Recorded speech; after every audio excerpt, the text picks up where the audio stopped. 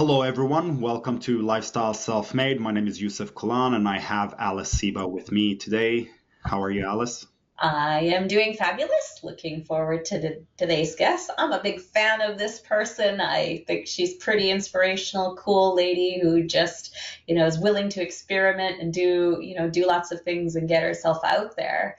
But before you introduce her formally, I did want to remind everyone that the registration for Course Creators University ends tomorrow.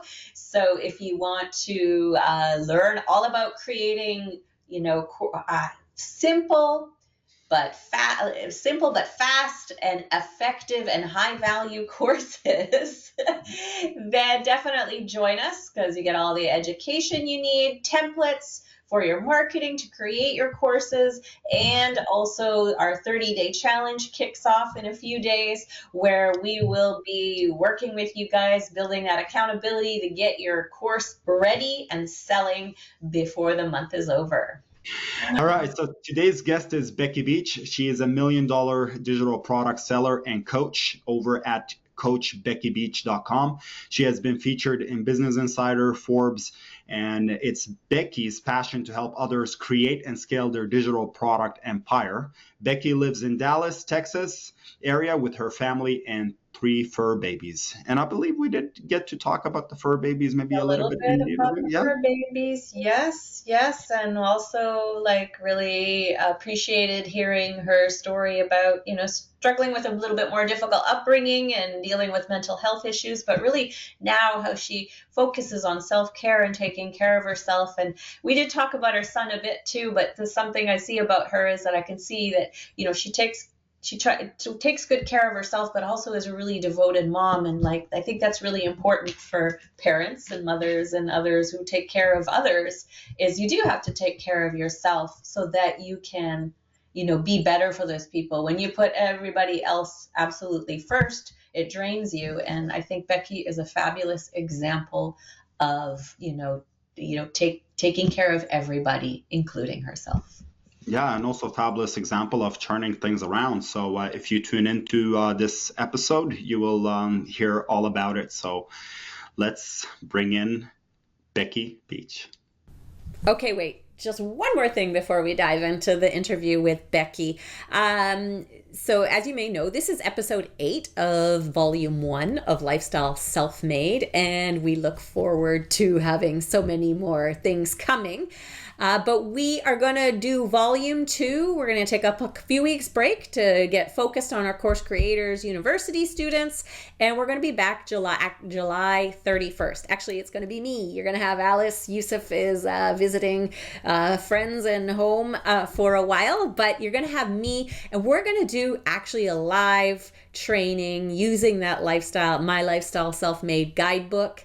And then we're going to dive into some more interviews and all kinds of other exciting things. So no episode next week for the next few weeks, but we will be back. Let me double check my calendar. Wednesday, July 31st, and we will actually be totally live.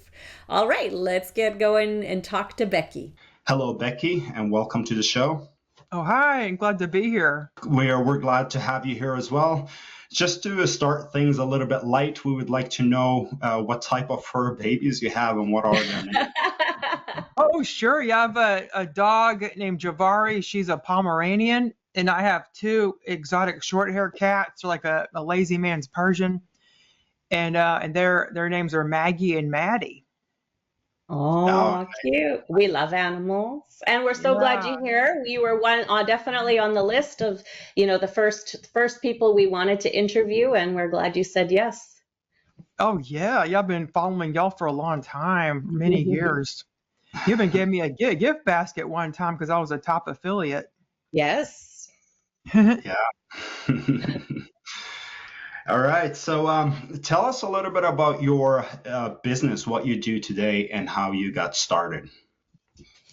Oh, sure. Well, today I sell done-for-you digital products over at PLR Beach, and I've been doing that like 3 years now. And I got started as a mom blogger at mombeach.com. My son, when he was born, I wanted a better life because I was working 60-hour weeks as a web developer for American Airlines and other companies, and I just got tired of doing that, so I decided to start a blog.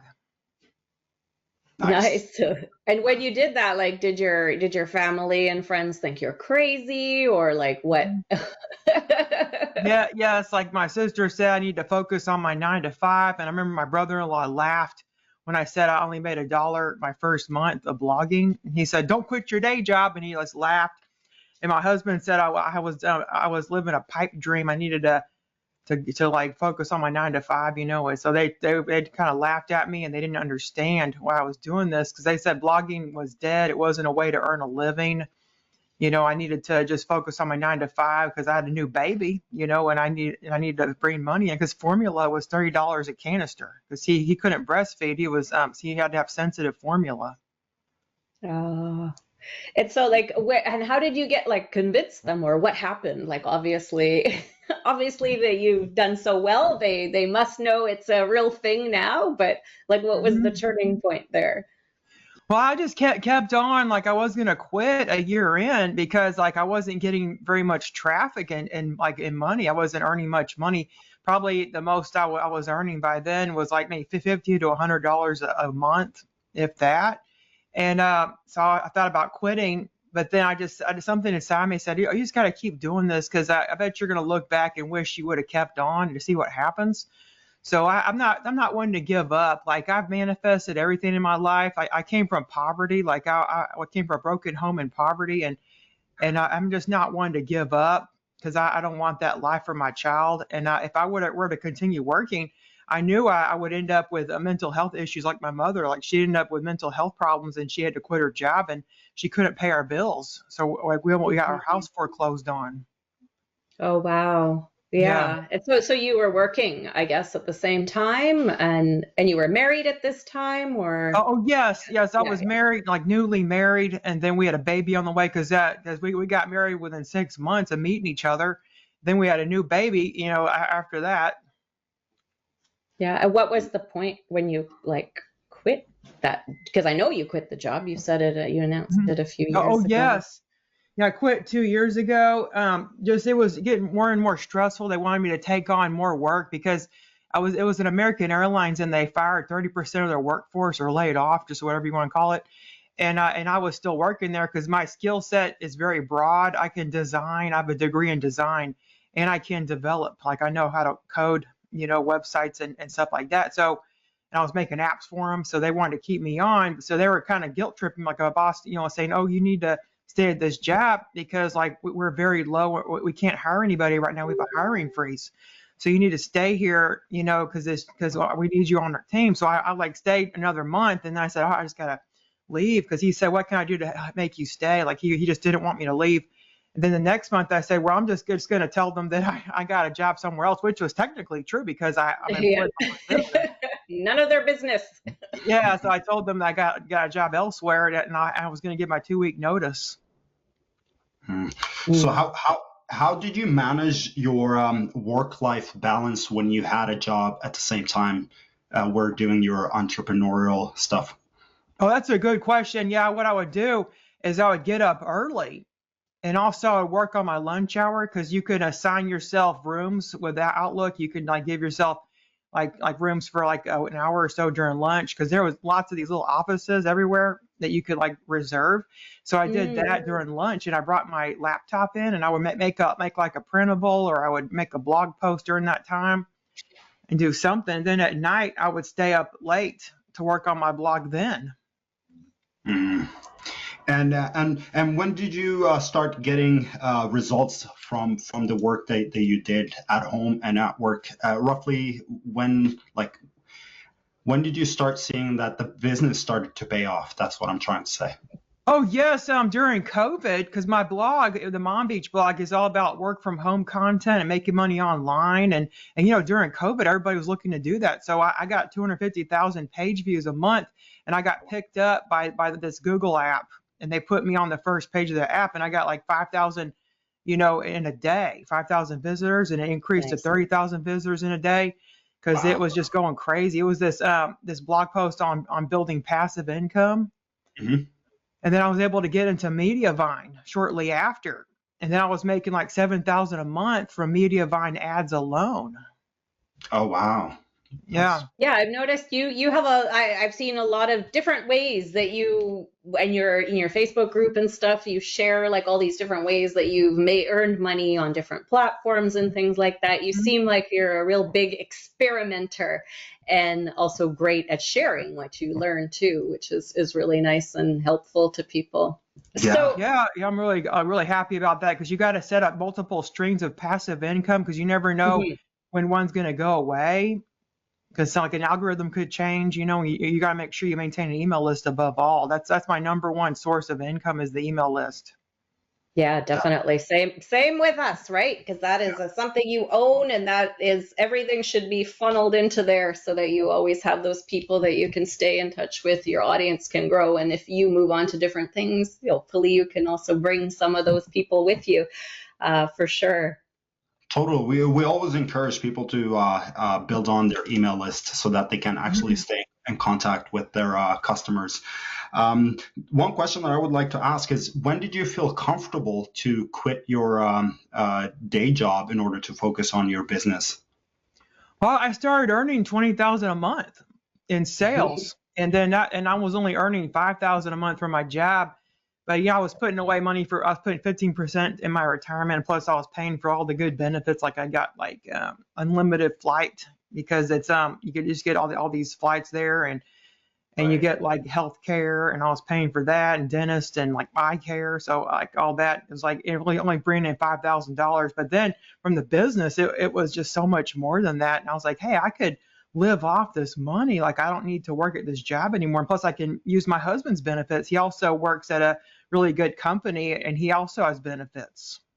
Yeah, well, that's inspirational, and I'm impressed with you that you waited till you got to that level, because Yeah. I'm like, I'm out of there. I'm done. This is enough. I will build this as I go. And I sort of did it that way, but that's really clear, like that you're super hard worker, diligent, and everything, and that's really key. So that's very inspirational for sure. Yeah. One thing oh, sorry, you go. No, go ahead. Go ahead. I'm sorry for interrupting. No, I'm not going to do it. What I was going to ask was, what's the most challenging part about working from home and running your business?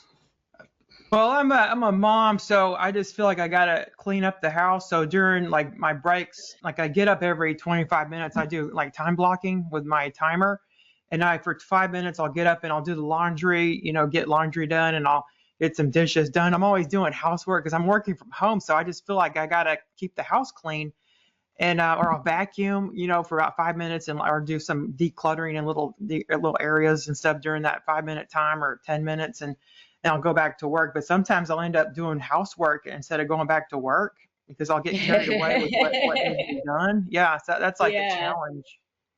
It definitely is, for sure. But your son is how old now? Oh, he's 8 years old.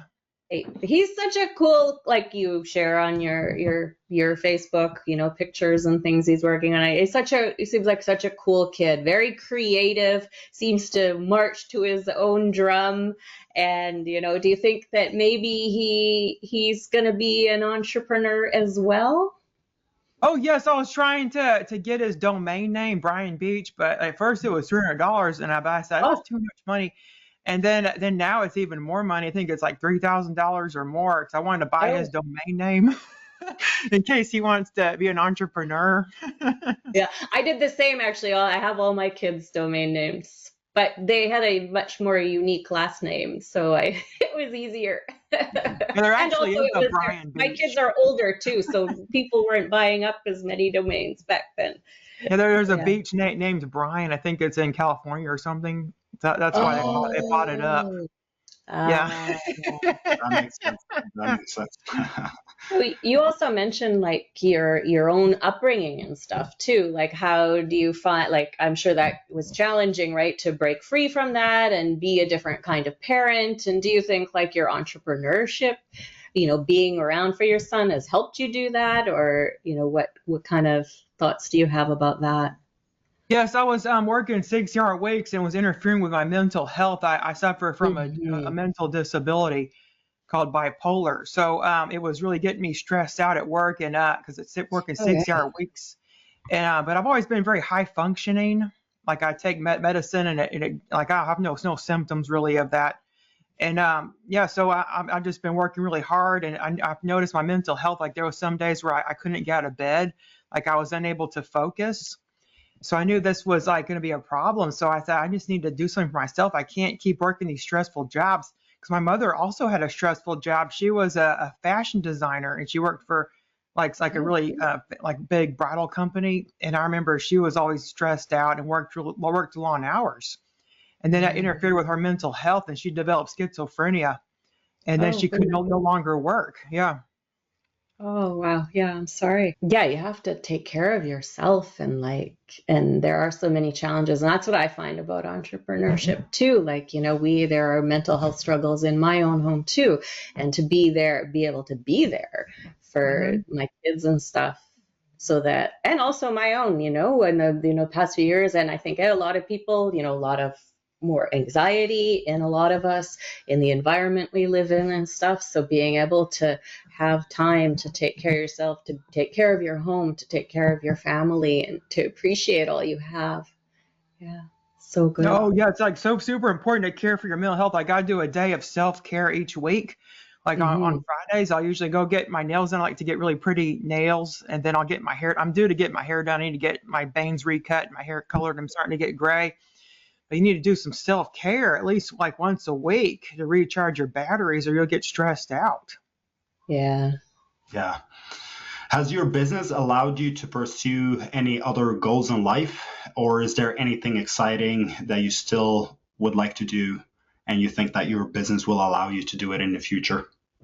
Well, I'm also singing a chorus. Like I started doing that last year. I've always been a lover of singing. Like I sang in musicals in high school, but now I get to sing in a chorus, and we're going to go to a competition next month, and there'll be no way I could get off work to go to there, because a lot of the women in the chorus are like retired, or maybe they're like they can get off work. Of course, probably they can. But I remember the jobs I had, I could only get off like 2 weeks at a time.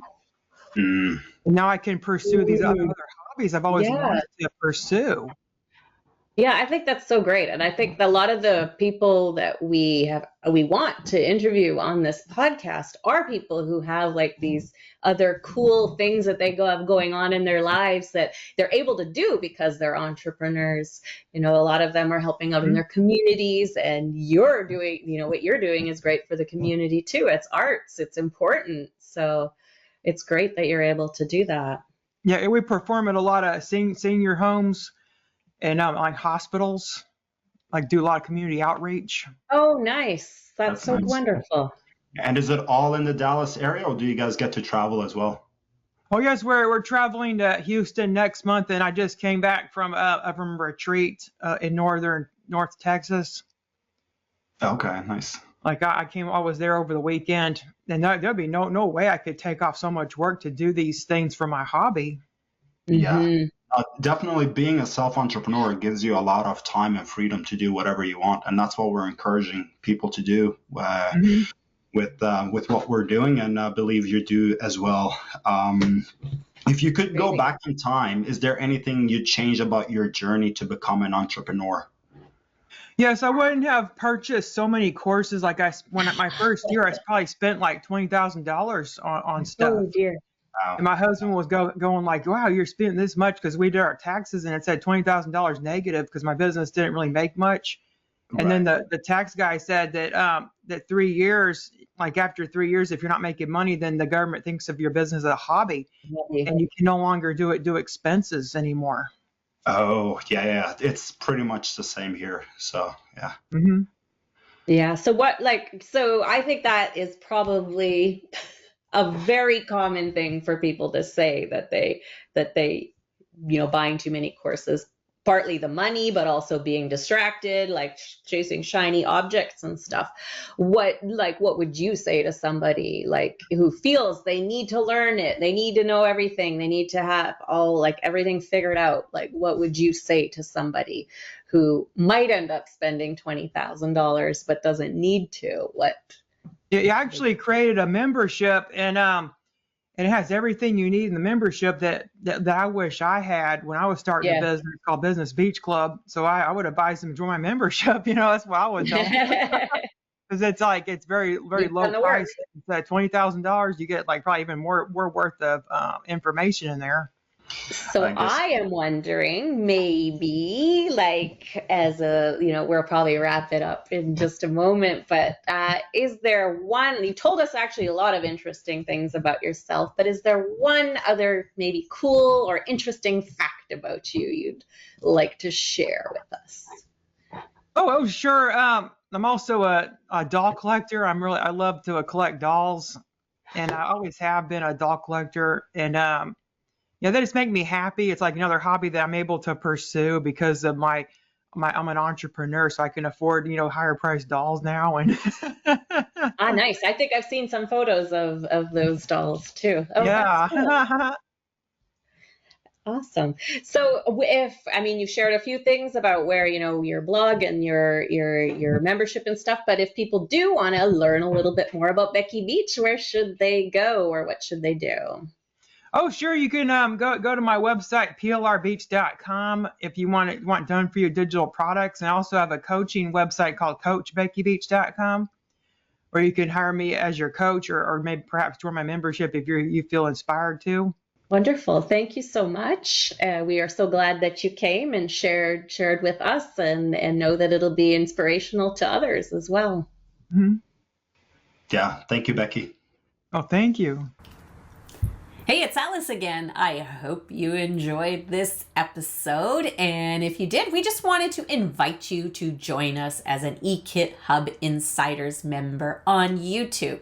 As a listener of our podcast, you probably have already subscribed to the channel, but there is an opportunity to join the membership, which gives you extra member perks. And if you're a regular listener of the podcast, or you think you might be, there's an extra special perk in there for you as well. So when you go under any of our videos, you'll see the link to join, and that will give you the opportunity to join the eKit Hub Insiders Club. It will show in your local currency, but it's an affordable way to support the channel so we can bring more guests and also do all the marketing tutorials and things that we do for you as well on this channel. But when you join, you will get eKit Hub Shop eKits credits, $7 gift code for grabbing some templates to help your business, done for you content, printables, and all that great stuff that we have at Shop eKits. You also get 10% off our new eKit Hub group training programs.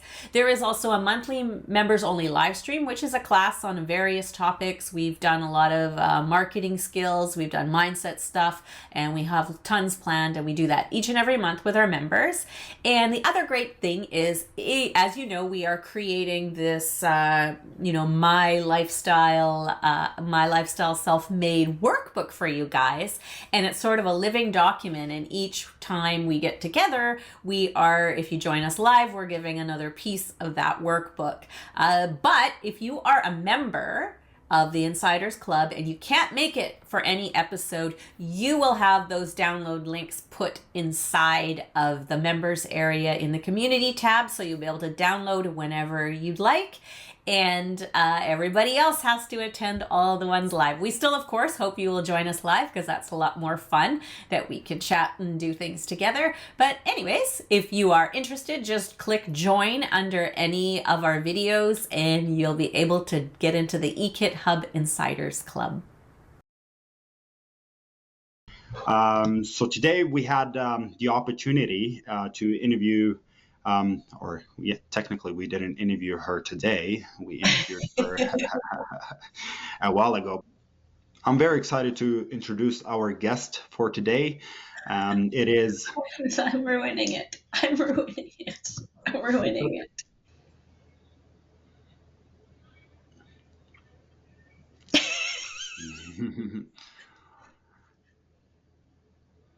Let's just say, let's dive in. Yeah, that's why I was waiting for you to say that.